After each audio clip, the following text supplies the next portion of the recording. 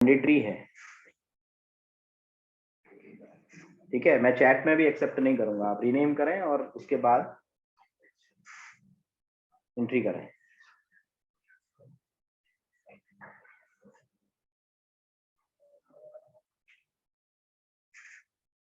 कौन सा फोल्डर है? JavaScript revise 2।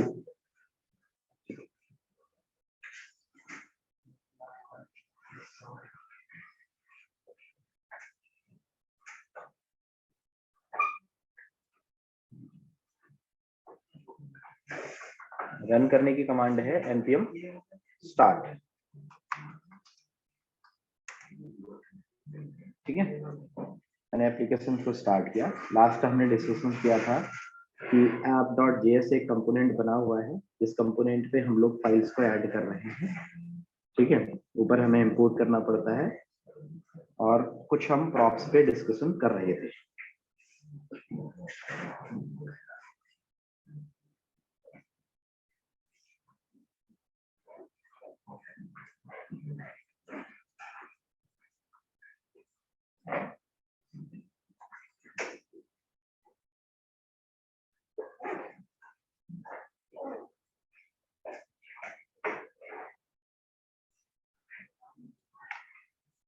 Vivo 1901 नाम के साथ में ड्यूकेट आईडी डालो भाई। रोहित नाम के साथ में ड्यूकेट आईडी डालो। ऐसा ही चलता रहेगा मुझे लगता है आज।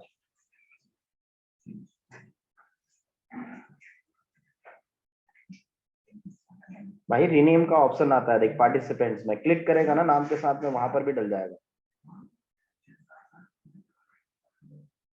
Vivo 1901 जिसका भी है नाम के साथ में ड्यूकेट आईडी डालो।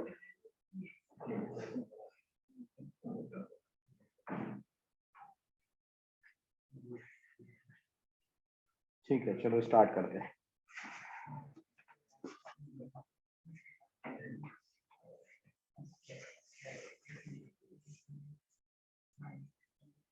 देखो हमने बेसिक सा डिस्कशन किया है कि प्रॉप्स क्या है। किसी कंपोनेंट से किसी दूसरे कंपोनेंट पर अगर हमें डेटा शेयर करना है तो हम यूज करते हैं किसका? प्रॉप्स का, ठीक है। जैसे मैंने वी आर लर्निंग रिएक्ट इस तरीके से लिख रखा है और वी आर लर्निंग एंगुलर लिखा है। 2 बार एक ही कंपोनेंट को यूज किया है, बट हर बार डेटा अलग है।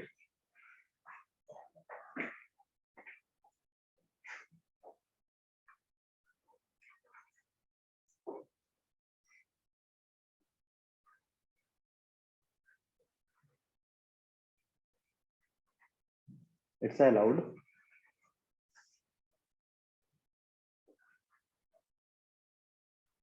ठीक है, अभी देखो अगर मैं यहाँ पर एक और डिफ बनाता, जैसे फॉर एग्जांपल मैंने एक डिफ बनाया और इस पर मैंने कोई भी क्लास दे दी, class name is equal to diff3। मैं यहाँ पर आऊँ और जो मेरे पास एक कंपोनेंट बना है उस पर मैंने ducat is equal to let's say यहाँ पर लिख दिया वी आर लर्निंग जावा, ठीक है। इस तरीके से कुछ भी लिख दिया तो मेरे पास खुद से कंपोनेंट ए पर डेटा जाएगा और एक नया डिफ अगर मैं ड्यूकैट ये बना रहा हूँ तो ये मुझे खुद से दिखाई देना चाहिए। कहाँ पर? इसके साथ में, ठीक है। तो ये कंपाइल हो रहा है डेटा और जाकर मैं पेज पर देखूंगा तो मुझे साथ में वी आर लर्निंग जावा मिलने वाला है, ठीक है। जैसे डिफ के लिए मैं अगर CSS चेंज करूं तो कल मैंने कहाँ पर किया था? app.css पे।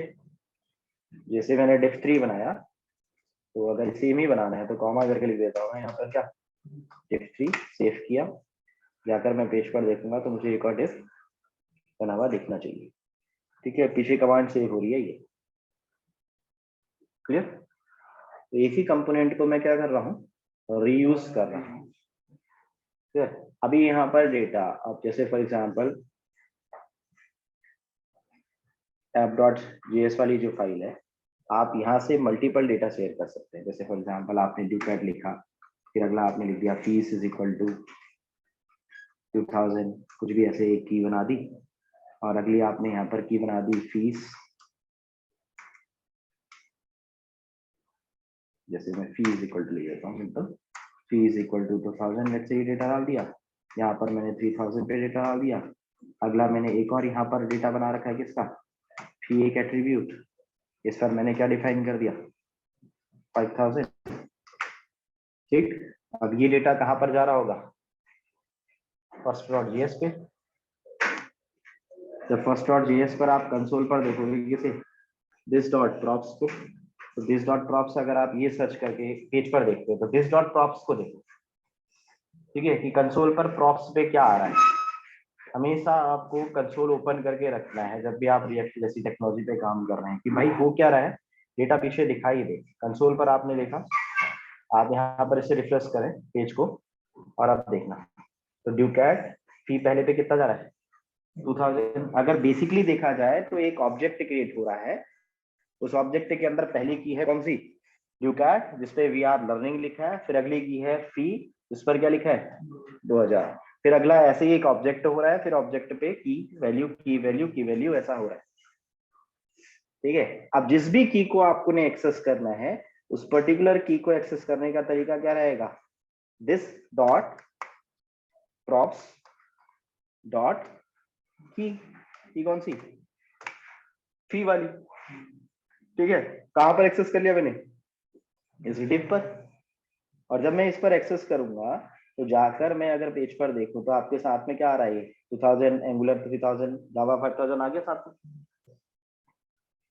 अगर आपने यहाँ पर पेज पर अब डिजाइनिंग आप कर रहे हो इस पेज की, अगर किसी बच्चे ने मेरे से कहा सर मुझे ये चीज किस पे चाहिए, H1 टैग के अंदर चाहिए, तो आपने H1 टैग के अंदर डाली, इसे आपने सेव किया और जाकर आप यहाँ पर देखते हैं तो आपको क्या दिख रहा है, H1 टैग पे 5000 मिल रहा है।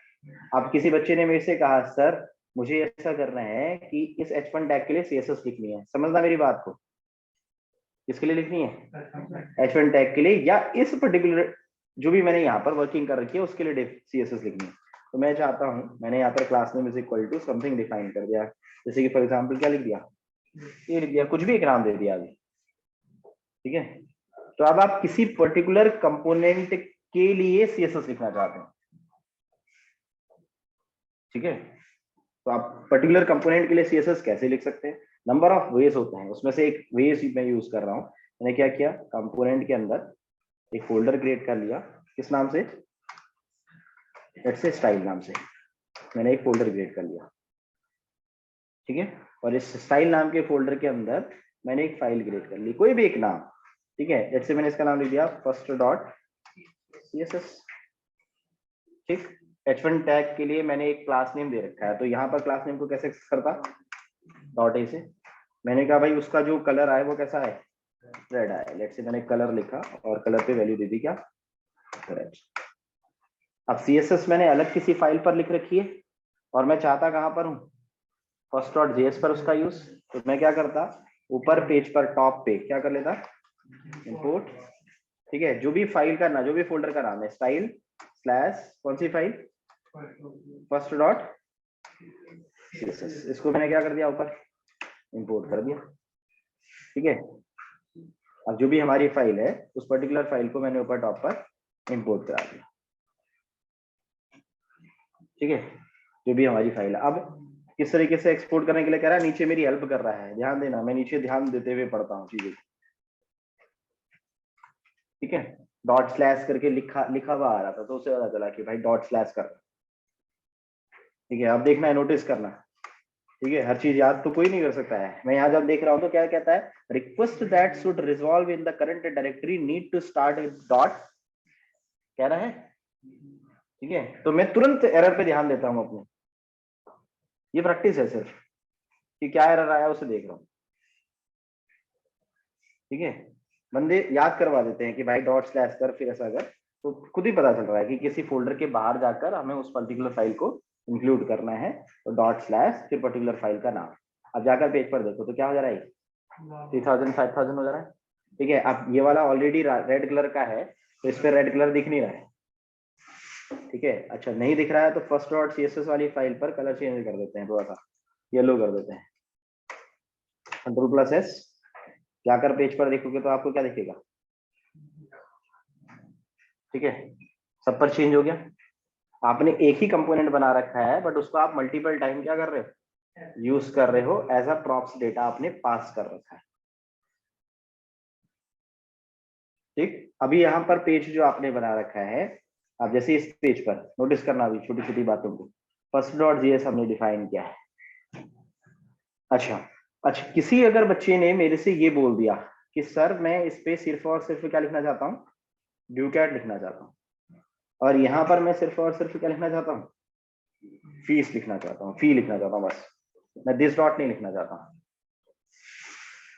ठीक है, अभी तक तो मैं क्या लिख रहा था, this dot props dot ducat, this dot props dot, क्योंकि मेरे को उस पर्टिकुलर की को एक्सेस करना था। अभी हमारे पास एक कॉन्सेप्ट था थ्योरी में, वो कॉन्सेप्ट था ऑब्जेक्ट डी स्ट्रक्चरिंग। ठीक है, वो यहां पर के लिए पढ़ा रखा था। क्या कर सकते हैं हम, ऑब्जेक्ट को डिस्ट्रक्चर कर सकते हैं, किसी भी एक कॉन्स्ट नाम से लेक्चर में डिफाइन किया, मैंने यहां पर लिख दिया क्या, ducat comma phi is equal to this dot props. मैंने ऑब्जेक्ट को क्या कर दिया, डिस्ट्रक्चर कर दिया, इसलिए पढ़ा रखा था। ठीक है, कि आप ऑब्जेक्ट को क्या कर सकते हो, डिस्ट्रक्चर कर सकते हो। आपने ये डिस्ट्रक्चर किया कि भाई अब मैं ड्यूकैट और फी नाम से इस कीज को अपने पेज पर यूज कर सकता हूं, तो आप यूज कर रहे हो। क्लियर है। अगली चीज नोटिस करना, छोटी छोटी बातें होती हैं प्रोग्रामिंग में, बंदे थ्योरी जो पढ़ा रहे होते हैं ना वो सब हटा देते हैं। ठीक है, वो आधा ही बताते हैं, अगली चीजें बताते ही नहीं। हो सकता है कोई बच्चा अगर रिएक्ट पे काम कर रहा हो और उसके पास HTML के टैग, जैसे मैं हमारे पेज पे मैं लिखता हूँ कोई भी चीज, आप लिखा, मान लो मुझे पेज पर चाहिए पी टैग, मैंने पी लिखा, एंटर प्रेस किया, ये खुद से पी टैग बन जा रहा है। ठीक है, अगर किसी बच्चे के सिस्टम में HTML सपोर्ट नहीं हो रहा है तो भाई सिंपल सी एक चीज कर सकते हैं हम, फर्स्ट डॉट जेएस की जगह पर फर्स्ट डॉट जेएसएक्स से सेव कर सकते हैं। ठीक है, तब HTML सपोर्ट होता है, एक तो डॉट जेएसएक्स से जब फाइल सेव हो जाए। ठीक है, दूसरा केस, जब आप यहाँ पर, अब मेरे में क्यों हो रहा है, मैं तो जेएसएक्स से नहीं कर रहा हूँ। ठीक है, दूसरा केस क्या, जब आप यहाँ पर फाइल पर होते हैं तो फाइल में सेटिंग्स का ऑप्शन आएगा, प्रेफरेंसेस, और यहाँ पर कौन सा ऑप्शन आता है, सेटिंग्स का ऑप्शन आता है, और सेटिंग्स के ऑप्शंस में यहाँ पर एडिटर्स के अंदर कहीं ना कहीं आपको ऑप्शंस मिल जाएगा, ऑप्शन होगा किस लैंग्वेज को सपोर्ट करें, लैंग्वेज सपोर्ट का एक ऑप्शन मिलेगा।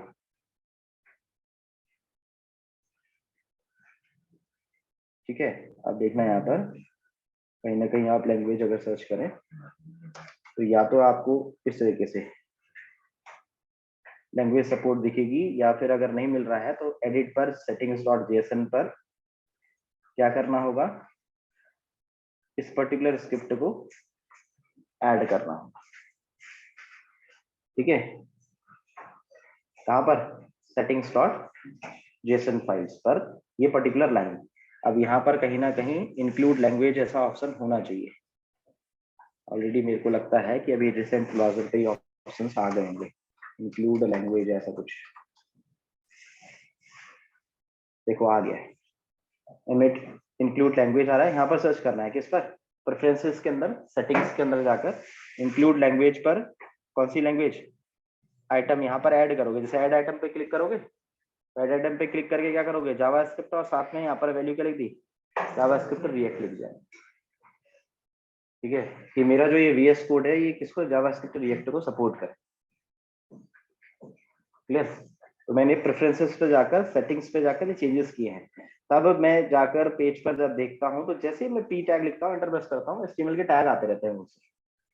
ठीक है, तो यहाँ पर दो चीजें हैं, एक तो या तो आप फाइल को डॉट जेएसएक्स से सेव करो, तब आपको ये सेटिंग्स पे जाके प्रेफरेंसेस पर लैंग्वेज को चेंज करने की जरूरत नहीं है, ऐड आइटम करने की।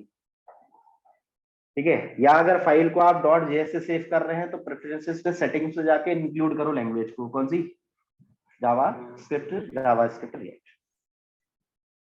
ठीक है, जो चीज ध्यान में रखनी होती है, आप काम कर रहे हो, सुनने में आया कि आपसे हो ही नहीं रहा, टैग ही नहीं आ रहे, फिर आप पूछ रहे सर आपके में कैसे आ रहा, मेरे में नहीं आ रहा। ठीक है, तो हर एक बंदा अलग अलग तरीके से बताता है। कुछ बंदा .jss सेव कर देता है आपके पास पेज पर। अब ये कौन सा था, फर्स्ट .js था। app.js पर लेट से आपने इस टैग के बीच में, जैसे ए वाले को आपने कंटेनर को लेके आए थे, ठीक है, इस टैग के बीच में आपने क्या किया, यूकैट लेट से लिख दिया टैग के बीच में, नोटिस करना, ठीक है, किसी भी टैग के बीच में मैंने यहाँ पर क्या लिख दिया, यूकैट लिख दिया। अब जैसे ये वाला भी एंकर टैग मेरे पास है, ऑल्ट जेड में कर लेता हूँ, और इस एंकर टैग के बीच में मैंने ए जो स्टार्ट किया है,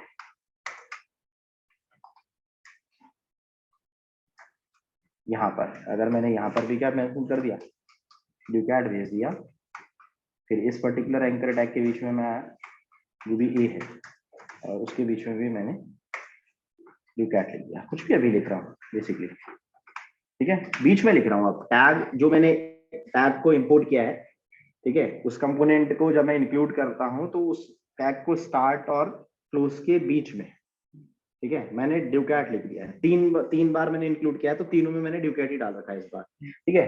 बट मैंने कंसोल करा रखा है किसको, दिस डॉट प्रॉप्स को। ये मेरे को समझाएगा, ठीक है, ये मुझे समझाएगा कि मैं कर क्या रहा हूं। मैं पेज पर आया, मैंने यहाँ पर नोटिस करना है, राइट क्लिक, इंस्पेक्ट पैनल, ठीक है। टेक्नोलॉजी का ध्यान रखें, फेसबुक ने बनाया 2013, आज की डेट में बूम पे जा रही है, अभी भी डेवलपमेंट हो ही रहा है, ठीक है। तो हर दिन ऐसा केस है कि टीचर को भी अपडेट रहना पड़ रहा है, क्लियर।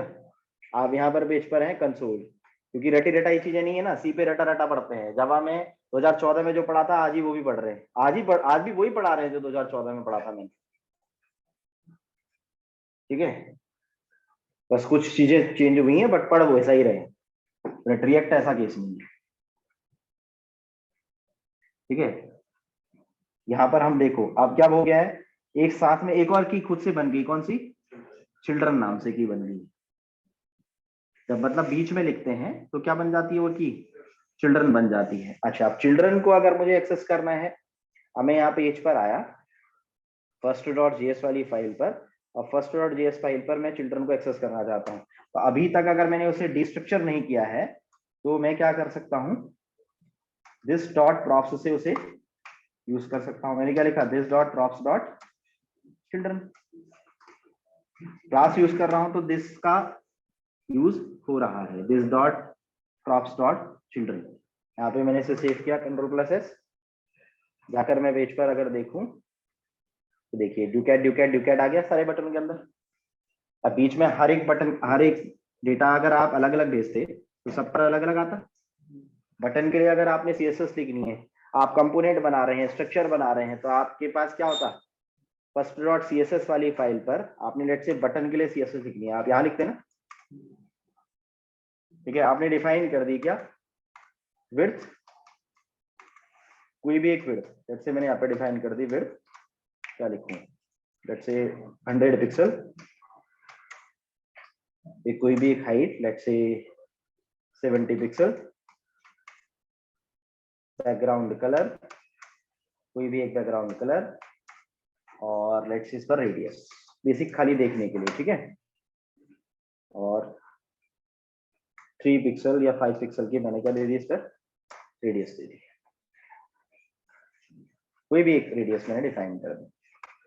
Ctrl+S, और जाकर मैं पेज पर देखूंगा तो मुझे क्या मिलेगा, CSS अप्लाई होगी, क्योंकि CSS क्या है, इंपोर्टेड है, ठीक है। जो भी आप कर रहे हो मीन्स वहां पर आपने चेंजेस किया, आपके पास पेज पर यहाँ पर आ गया। अगर आप पेज पर देखते हैं तो फर्स्ट डॉट जेएस है, हमने ये स्टार्ट किस तरीके से किया था, जब हमने स्टार्ट किया था तो हमने यहाँ पर एक टारगेट रखा था अपना, डेस्कटॉप के अंदर एक फोल्डर, इसको टारगेट रखे काम कर, ये टारगेट रख रहे थे, ठीक है, कि भाई ये चीजें एक ही जैसी दिख रही हैं, हर एक पर क्या है, डेटा अलग अलग है। अब हमारे पास पेज पर अगला कॉन्सेप्ट है कि पेज पर इमेज कैसे लेके आए। ठीक है, अगर आप वर्क कर रहे हैं तो आपको चाहिए, मान लो आप कहते हो सर मेरे को यहाँ पर एक इमेज चाहिए। ठीक है, तो इमेज कहाँ पर, पब्लिक फोल्डर के अंदर आप जाओगे। कौन से फोल्डर के अंदर, पब्लिक फोल्डर के अंदर। अब इमेज लगाने के भी 6-7 तरीके हैं रिएक्ट के अंदर। ठीक है, सीएसएस लिखने के भी वेज हैं, उसमें से एक एक दो दो वेज हम सीख रहे होते हैं नीट के हिसाब से टाइप। हमारे पास मैंने पब्लिक फोल्डर का यूज किया, फायदा बताऊंगा। पब्लिक फोल्डर यूज किया, और पब्लिक फोल्डर के अंदर मैंने एक फोल्डर बना दिया, कौन सा, इमेजेस। इस इमेजेस वाले फोल्डर के अंदर मैंने क्या डाल दी, इमेज डाल दी। कोई भी एक इमेज, लेट्स से मैंने इमेज को डाउनलोड कर लेना है, तो पेज पर आया, सर्च कर ली कोई भी एक इमेज, गूगल करता हूं और एक एनवायरनमेंट इमेज मैंने सर्च कर ली। पेज पर मैं आया, मैंने राइट क्लिक किया, सेव इमेजेस एज, कौन से फोल्डर के अंदर, अपने क्यूकैट के अंदर। जेएस रिवाइज था, जावास्क्रिप्ट 2 था, जावास्क्रिप्ट 2।